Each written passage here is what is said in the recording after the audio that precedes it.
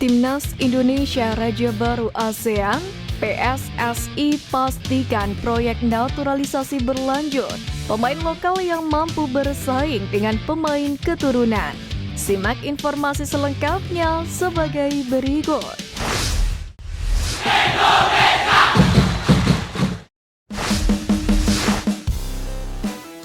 Jadi Raja Baru ASEAN, media Cina akui Timnas Indonesia.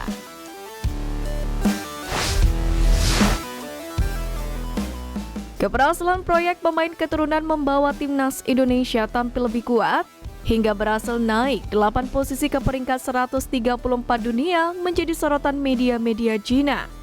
Sebagaimana diketahui, skuad Garuda menunjukkan peningkatan yang signifikan sejak Piala Asia 2023. Meskipun mengalami hasil buruk dalam 2 matchday pertama grup F putaran kedua kualifikasi Piala Dunia 2026 zona Asia. Skuad asuhan Sintayong setelahnya berhasil mengalahkan Vietnam 2 kali tanpa kebobolan. Menanggapi perkembangan tersebut, media Cina 163 mengungkap Indonesia kini telah melonjak dan berkembang seperti roket dan menjadi raja kecil Asia Tenggara yang baru. Dalam beberapa tahun terakhir, tim Indonesia mampu menindas tim seperti Myanmar dan Laos. Tidak mudah untuk sesekali bermain imbang dengan Vietnam dan Thailand. Namun kekuatan tim Indonesia saat ini telah melonjak. Dan hanya dalam beberapa tahun, mereka telah menjadi seperti roket menjadi raja kecil Asia Tenggara yang baru. Tulis 163. Selain 163, media China lainnya yakni YCWB juga menyoroti kesuksesan naturalisasi Timnas Indonesia yang membuat menang atas Vietnam berturut-turut. Media China lainnya New QQ juga mengulas kesuksesan naturalisasi Timnas Indonesia. Menariknya, jika skuad Garuda berhasil lolos ke putaran ketiga kualifikasi Piala Dunia 2026 zona Asia, maka skuad Garuda mungkin akan berada dalam satu grup dengan Cina. Untuk itu, media tersebut juga mewaspadai kekuatan baru skuad asuhan Sintayong di Asia. Membandingkan kekuatan keduanya, tentu tidak mudah bagi Cina untuk mengalahkan Indonesia. Malah, mereka harus siap secara mental menerima kemungkinan kekalahan.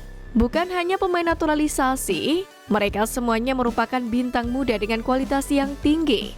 Saat ini mereka baru mulai dan belum menunjukkan seluruh potensi mereka. Tulis media China seperti yang dilansir dari Soha.vn.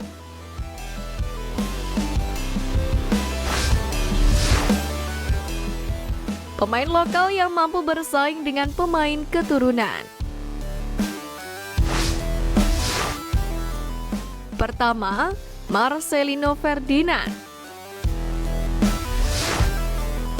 Pemain berusia 19 tahun ini selalu menjadi pilihan Sintayong untuk mengisi lini sayap maupun tengah. Dalam beberapa laga penting terakhir yang dijalani Timnas, seperti ketika Piala Asia 2023 dan juga kualifikasi Piala Dunia 2026, nama Marcelino Ferdinand juga selalu dijadikan starter utama. Sampai saat ini, Marcelino telah menciptakan 13 gol untuk Timnas Indonesia di semua kategori usia. Sedangkan di Timnas Senior, sosoknya telah tampil sebanyak 21 kali sejak debutnya pada 27 Januari 2022.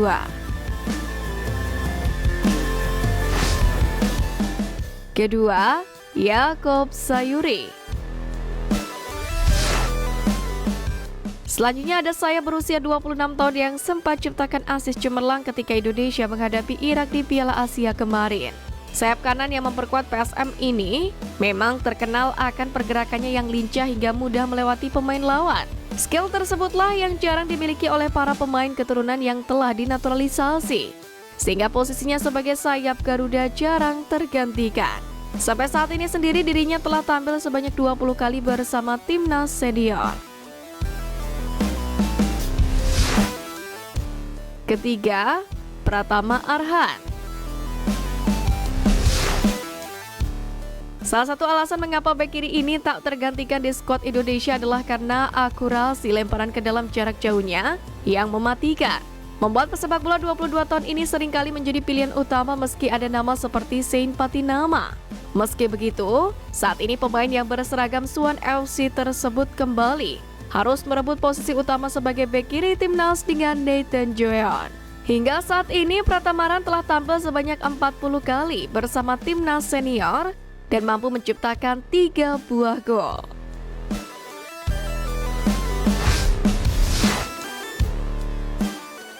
Lanjutkan proyek naturalisasi, PSSI tidak tutup mata.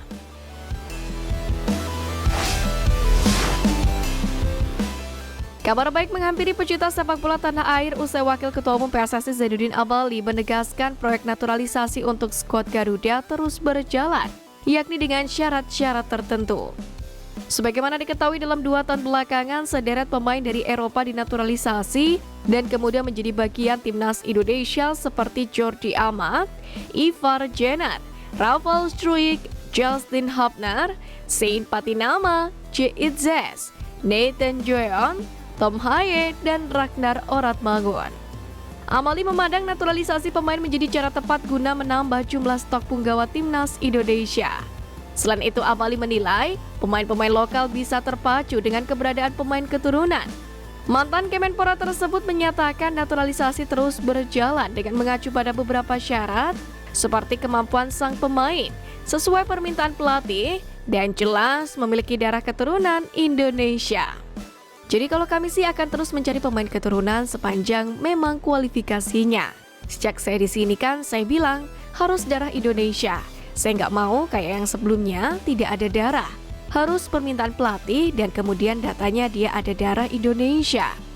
Tegas Zainuddin Amali. Menariknya Amali menjelaskan hal tersebut lantaran menurutnya ada rasa nasionalisme yang berbeda antara pemain yang memiliki darah keturunan dan pemain yang tidak memiliki darah Indonesia sama sekali.